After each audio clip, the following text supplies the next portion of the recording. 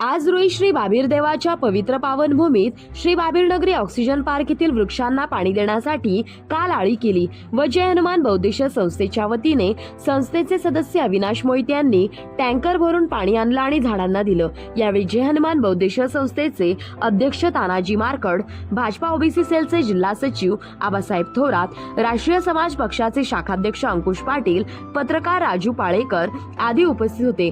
तहानेने व्याकुळ झालेल्या माणसाला पाणी पिल्यानंतर त्याचा आत्मा तृप्त होतो, त्याप्रमाणे पाण्यासाठी तहानलेल्या झाडांना पाणी दिल्यानंतर त्यांच्या पानांना फांद्यांना पाहिल्यानंतर माणसासारखं पशुसारखं पाणी प्राशन केल्याचा अनुभव झाडांमध्ये आला। आज जगामध्ये प्रचंड तापमान वाढत होते।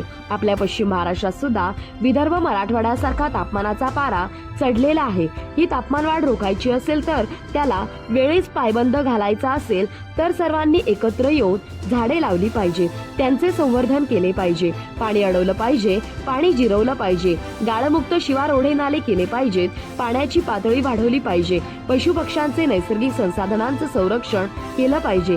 ही आपल्या सर्वांची जबाबदारी आहे। येणाऱ्या पावसाळ्यात सर्वांनी निश्चय करून मोकळी जागा असेल तिथे वृक्षारोपण करू असे आवाहन जय हनुमान बौद्धिस्ट संस्थेच्या वतीने अध्यक्ष तानाजी मारकड यांनी केले।